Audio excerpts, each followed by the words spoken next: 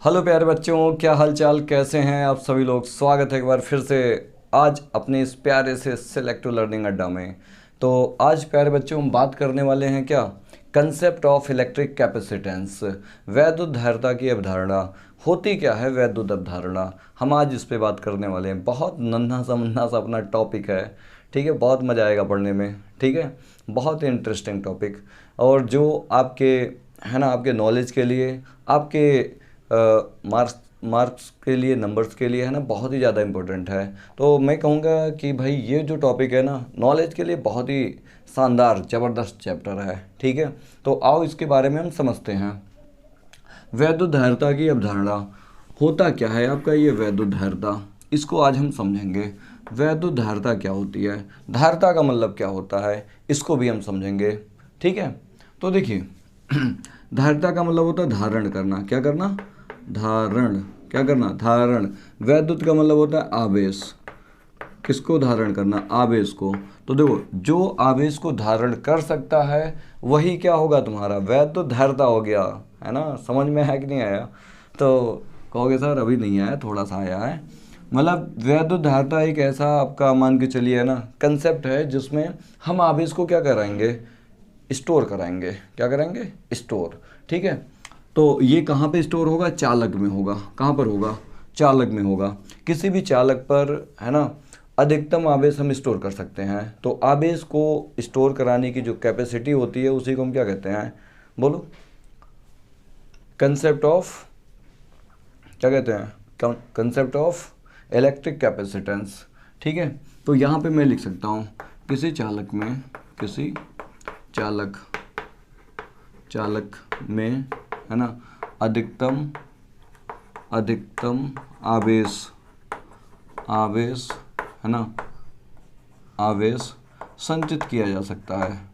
संचित किया जा सकता है, किया जा सकता है। तो किया जा सकता है तो कैसे करेंगे? तो देखिए, किसी चालक में, किसी चालक में आवेश को है ना, संचित संचित करने की क्षमता को, संचित का मतलब स्टोर करने की क्षमता को, किसको? क्षमता को हम क्या कहते हैं?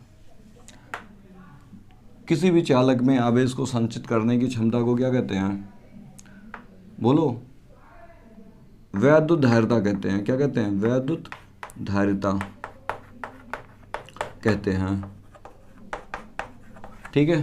तो देखो, हम जानते हैं भाई वैद्युत धारिता का मतलब क्या होता है, फटाफट बोलो, आंसर दो। धारिता का मतलब धारण करना, वैद्युत का मतलब आवेश, जो आवेश को क्या कर सके, धारण कर सके, उसी को हम क्या कहते हैं, वैद्युत धारिता। अब भाई अधिकतम से अधिकतम कर सकता है, तो ध्यान रखना, किसी चालक में अधिकतम आवेश है ना, हम क्या कर सकते हैं, संचित कर किया जा सकता है। कैसे? जब भी हम किसी चालक को है ना आवेश देंगे, तो धीरे धीरे क्या होगा, स्टोर, तो उसकी एक क्या होगी, कैपेसिटी होगी। क्या होगी? कैपेसिटी होगी, लिमिट होगा। हाँ, यहाँ तक ये आवेश को क्या कर सकता है, स्टोर कर सकता है। तो आवेश को संचित करने की जो उसकी कैपेसिटी है, क्षमता है, उसी को हम क्या कहते हैं, वैद्युत धारिता कहते हैं, ठीक है। तो देखो, जब किसी चालक को आवेश दिया जाता है, तो उसके विभव में क्या होती है, बोलो बोलो बोलो यार, वृद्धि होती है। क्या होती है? वृद्धि होती है।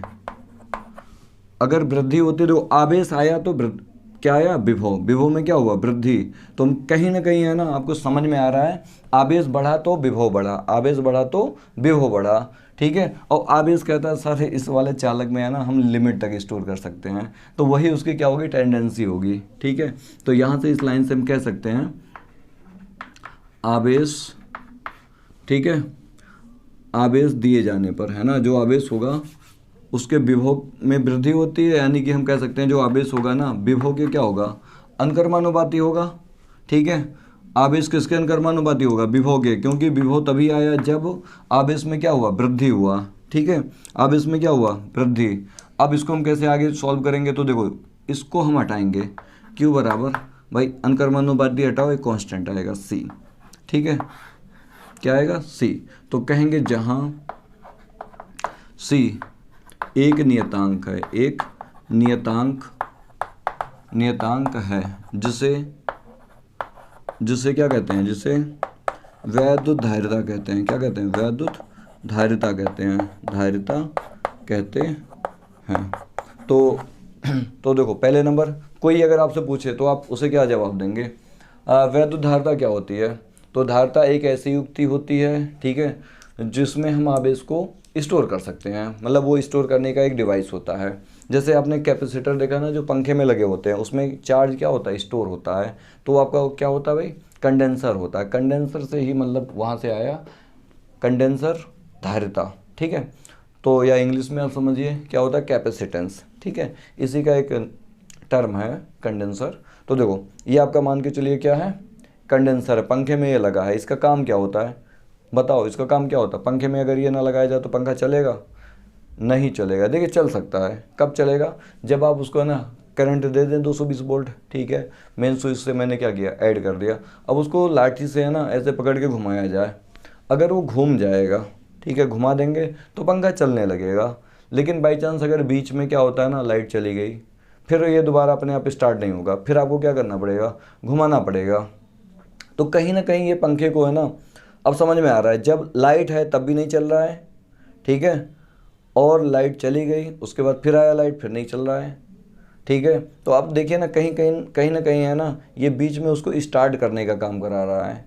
क्या कराने का काम कर रहा है, स्टार्ट कराने का काम कर रहा है, चालू कराने का काम कर रहा है। अब आप कहेंगे सर ये कैसे, हम तो जानते हैं पंखा 220 वोल्ट पे चल जाता है, लेकिन चला क्यों नहीं। देखिए किसी भी पंखे को है ना, पंखा हो गया आपके घर में जो मोटर लगी होती है ना, समरसेबल हो गया, या जितने भी डिवाइस होते हैं ना घूमने वाले, जहाँ पर कैपेसिटर लगे होते हैं, कंडेंसर लगे होते हैं।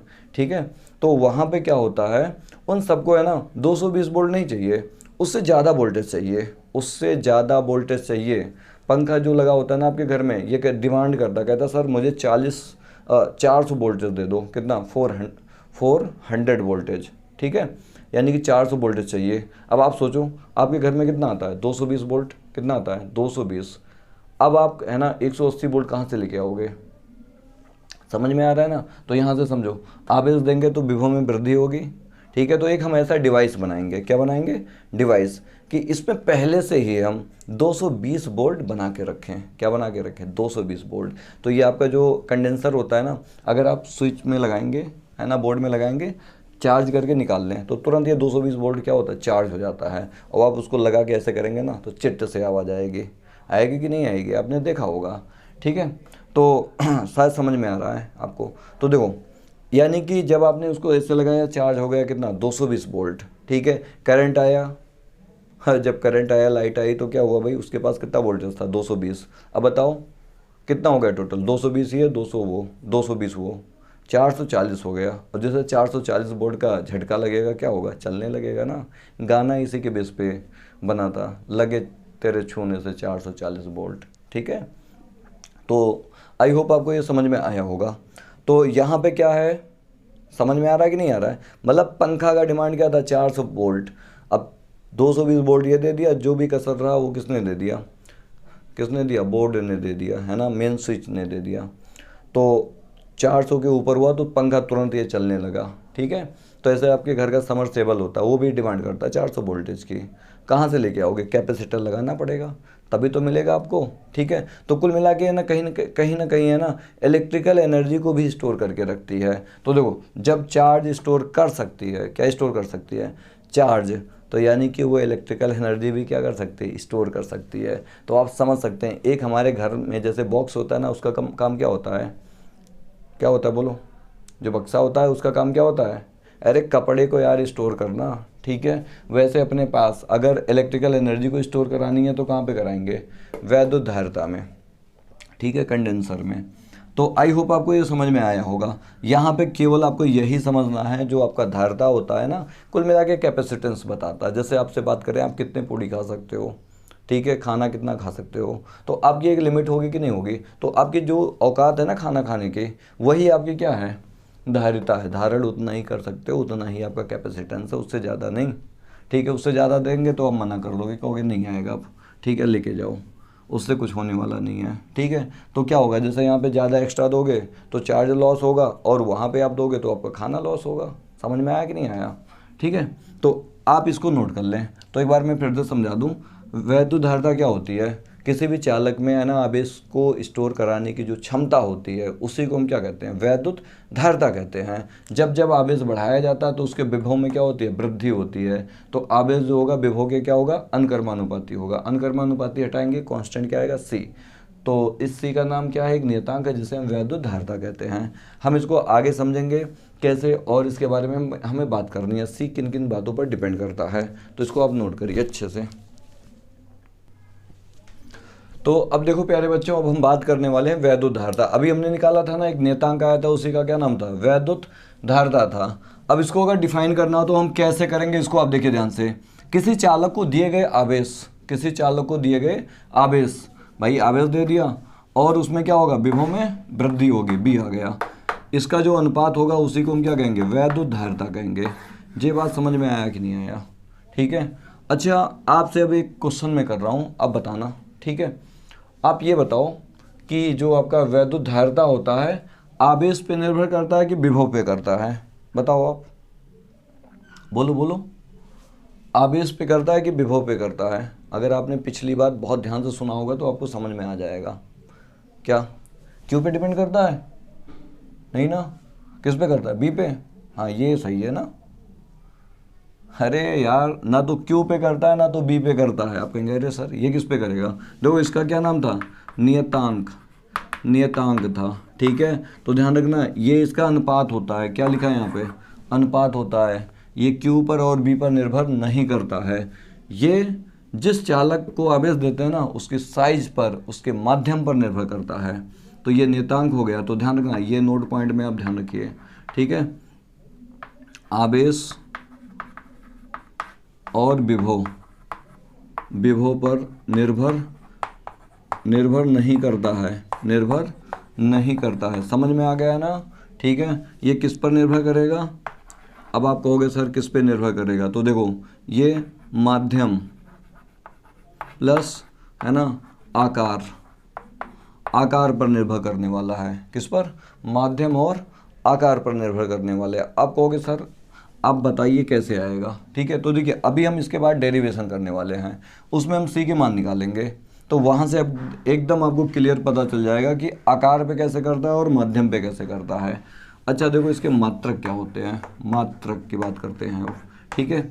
इसका मात्रक एक होता है फैरेड, पहला मात्रक इसका क्या होता है, फैरेड, क्या होता है। या यहाँ से एक दूसरा मात्रक निकालना चाहो तो कूलाम पर क्या होगा, बोल्ट, कूलाम पर क्या होगा, बोलो, बोल्ट। और दूसरा मात्रक क्या होता है, फैरेड, क्या होता है, फैरेड। देखिए ये मात्रक इतने बड़े होते हैं कि इसको हम यूज नहीं कर पाते हैं, बहुत ज़्यादा वैल्यू होती है इसकी, ठीक है, बहुत ही ज़्यादा होती है। इस वजह से हम क्या करते हैं ना, इसका यूज है ना व्यवहारिक जीवन में, हम इसका यूज है ना माइक्रो फैरेड में करते हैं। फैरेड को किससे डिनोट करेंगे, एफ से, ठीक है। तो इसका यूज हम माइक्रो फैरेड में या पीको फैरेड में करेंगे।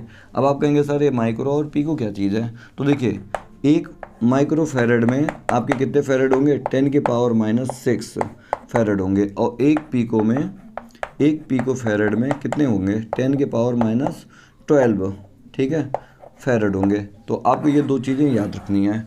अब आपसे अगर कोई पूछ ले इसका मात्रक बताइए, तो आप क्या बताएंगे, फैरेड बताएंगे, क्या बताएंगे, फैरेड। लेकिन अगर कोई पूछ ले ना इसका यूज सबसे ज़्यादा किस में किया जाता है, सबसे ज़्यादा मतलब किस मात्रक में किया जाता है, तो ध्यान रखना माइक्रो में और पीको में किया जाता है। जो हम सब लोग हैं ना इलेक्ट्रिकल जो डिवाइसेस होते हैं ना, वो पीको में और किस में होते हैं, माइक्रो फैरेड में होते हैं, ठीक है। अरे यार ये इतनी ज़्यादा वैल्यू है ना, इतना तो अर्थ का नहीं है, क्योंकि ये आवेश को स्टोर करने वाली सबसे बहुत बड़ी, ठीक है, कंटेनर है। इसका फैरेड में नहीं होता है ना, तो कहाँ से और सबका हो जाएगा, ठीक है। तो आप इस बात को याद रखना, ठीक है। आपको मैंने बताया वैद्युत धारिता क्या होती है, ये एक अनुपात होता है। क्या होता है? अनुपात। ये ना तो Q पे डिपेंड करेगा ना तो B। तो आप कहेंगे सर किस पे करेगा, तो ये माध्यम और आकार पे करेगा। माध्यम और किस पे करेगा? आकार पे करेगा। और 1 माइक्रोफैरड में कितने होंगे? 10 के पावर -6। और 1 पिकोफैरड में कितने होंगे? 10 के पावर -12 होगा। इसको आप नोट करिए, फिर आगे हम बात करते हैं।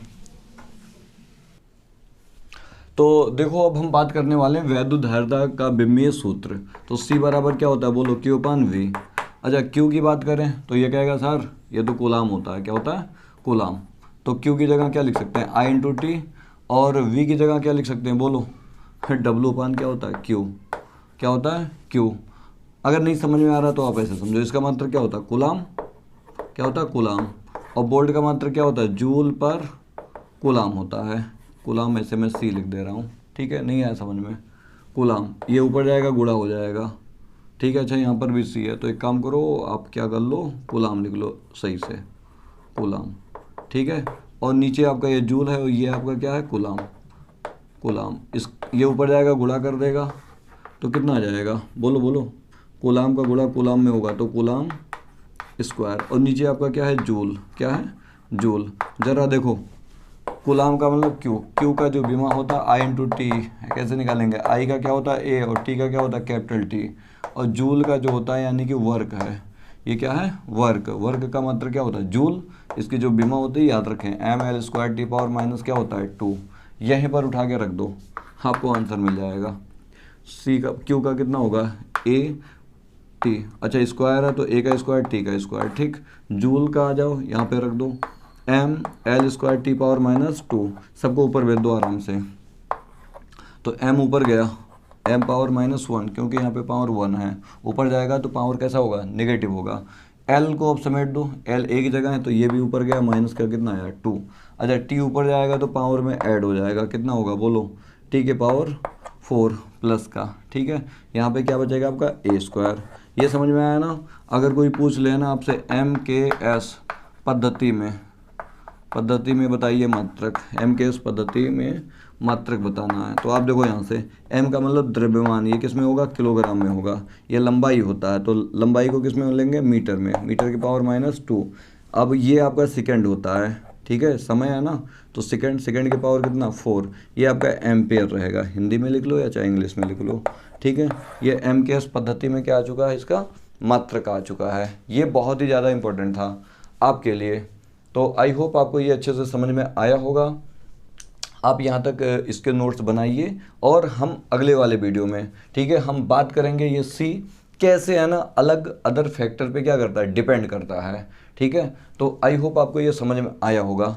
अगर आप इस चैनल पर नए हैं तो आप इस चैनल को सब्सक्राइब करें और अपने दोस्तों में ज़्यादा से ज़्यादा शेयर करें, ठीक है? यहाँ पे आपको अच्छे से सारे कंसेप्ट और कंटेंट सब मिल जाएंगे और आप नोट करते रहें साथ में, ठीक है? चलो।